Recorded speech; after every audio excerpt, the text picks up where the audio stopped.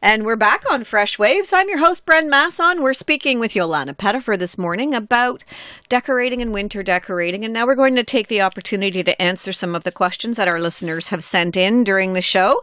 One of our listeners, Sheila, has asked about her carpet. She looks around, and although it's nice and warm, most of her house is carpet, and she notices that most places now are trending into hardwood. And should she rip up the carpet in her house and put in hardwood? Apparently it's fairly nice, good quality carpet. Yeah. We're not talking It's just showing grade. the traffic patterns. Yeah. So again, that is a super question because a lot of our clients are going through that as we speak. You'll have hardwood in some principal areas. So usually in a living room, a dining room, more than likely you already have the hardwood. But in bedrooms, you'll have, or family rooms, you'll actually have carpet. So carpet will give you that warmth factor. For sure. There's no question.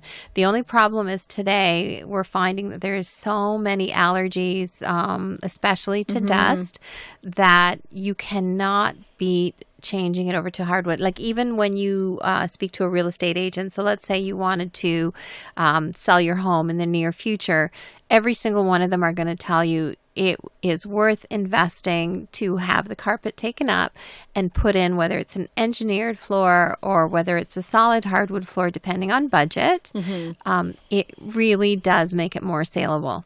So the concerns then usually become, okay, well, if I put hardwood everywhere, it's going to be very echoey. And it's true. It does tend to bounce off of it. But there are many, many different ways that you can deal with that issue. So, for example, throwing in an area carpet is going to really, really help. If you have furniture, like upholstered furniture in that area, that's going to help. And most of all, don't forget about window treatments, because window treatments actually will absorb sound as well. So to her question, should she consider putting it everywhere? Maybe in the main areas. If she still wants to have that coziness in the bedroom, you can still do a wall-to-wall, beautiful low pile, patterned, perhaps tone-on-tone type carpet, because it's going to give you a little bit more of that cozy look.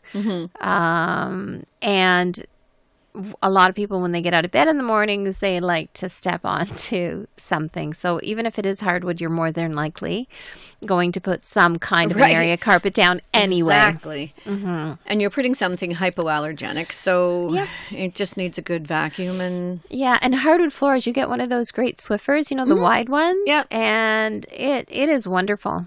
It is great. And your floors always look great. Be careful of color. The darker you go, the more you are going to see. It looks beautiful when it's installed, and it looks amazing when your cleaners come in, or if that's your cleaning day.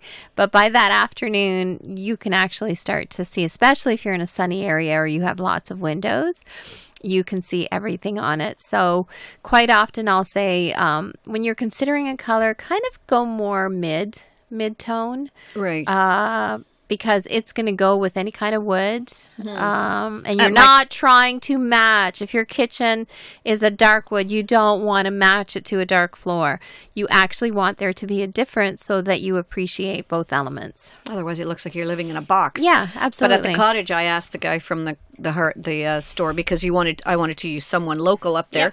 And he said, "What color do you want?" And I said, "I don't know. Take out your samples and see which one matches dirt." Color of dirt.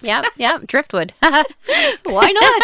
You know what? It saves on a lot of cleaning, let me tell you, especially in a high traffic area. Oh, 100%. I mean, let's get real. 4 kids, 2 dogs, 2 cats. You needed to have something that was going to be right. Very functional. And the dark floors, you're right. Even the slightest fluff from a piece of sweater shows up. You see it. Yeah, absolutely.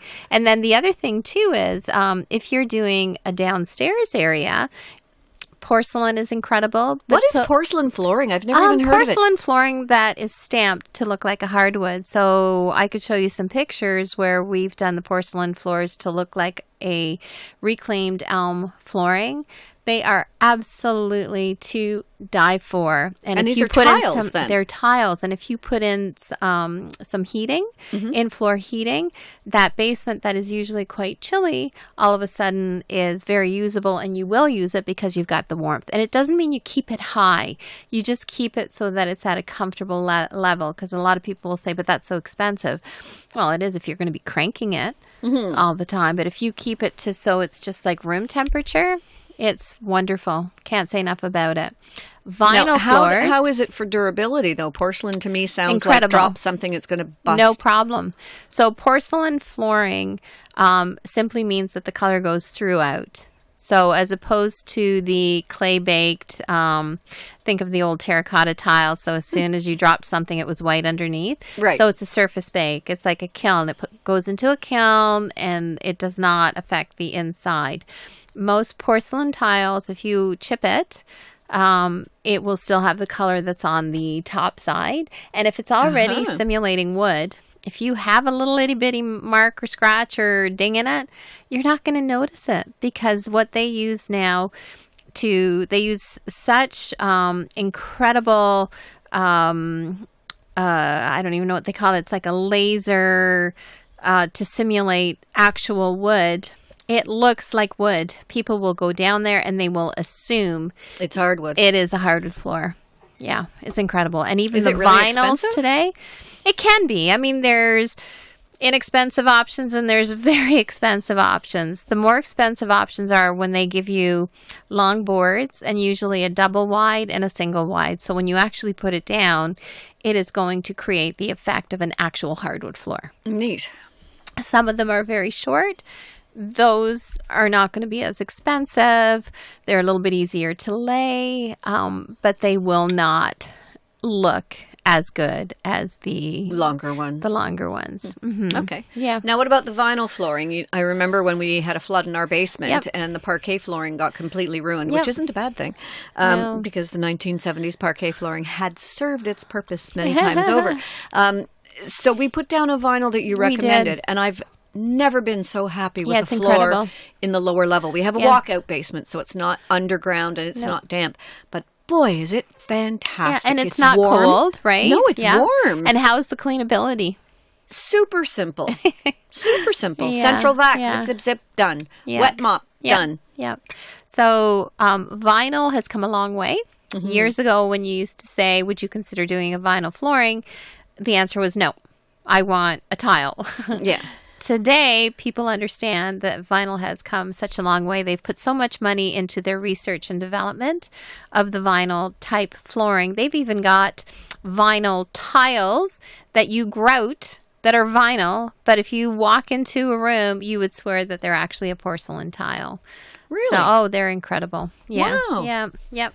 Now, Incredible. what about carpet in the basement? I've noticed that a few homes that have just recently been renovated to do a basement reno have gone back to that low pile builder's grade type carpet. I do caution you want to make sure that your basement is perfectly dry before You put a carpet down. you put any kind of a carpet down. So just make sure all your perimeter walls are good. I was quite surprised by it. I Mm-hmm. mean, maybe it was an effort to warm up a space that didn't have heated Mm-hmm. floors, but it seemed to me like a 20-year backwards solution sort of thing. Yeah, and some people just love their carpet flooring. So to each their own, and that's fine. But you just want to make sure that you have a very dry basement, and there's no dampness issues, because more mold will grow very, very quickly if there is any kind of. And you also want to make sure that your humidity levels are controlled all the time, because in the summer it can get very, very moist. Yeah, damp and Yeah, the stuff. humidity. Yeah,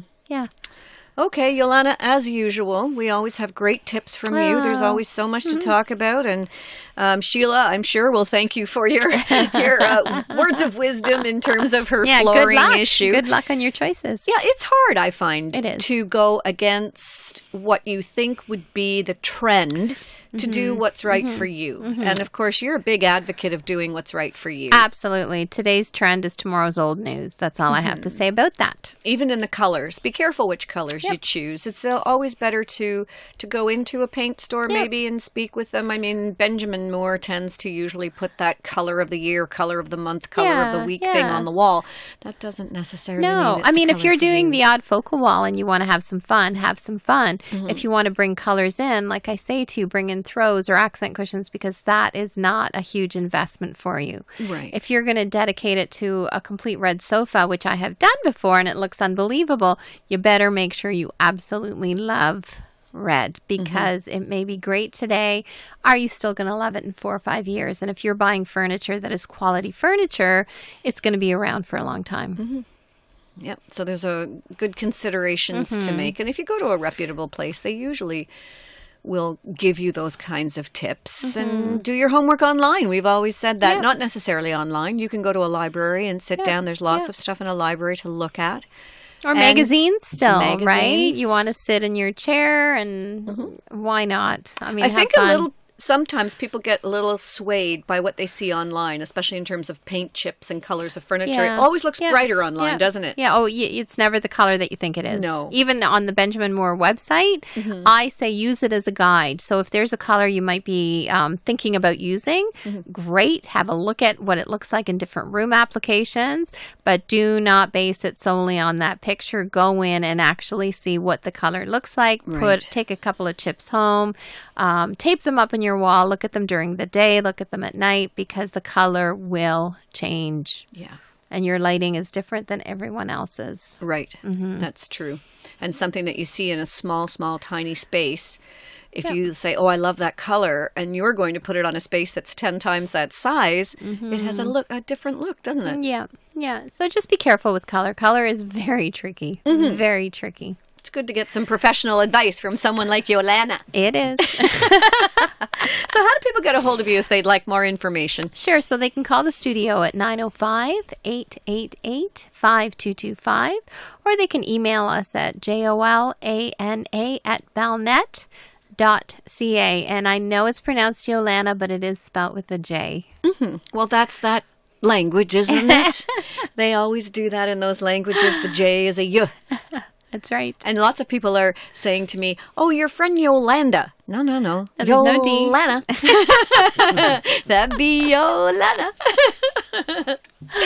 Anyway, I'd like to thank you again for coming on the show. Thank you for having me. Next month, what are we going to be talking about? I heard through the grapevine that we're going to continue our conversation with flooring, and maybe even have a flooring expert. We are. Because there are so many questions about flooring, Yeah. and it's very confusing, and especially if you're starting to entertain the thought of doing a renovation, you just want to understand what's out there so that you're comparing apples to apples and you're finding a product that's actually going to work for you. Well, about 20 years ago, there was a company here in Stouffville that used to have a flooring truck driving around town that had a slogan on the side that said, "We'll lay anything."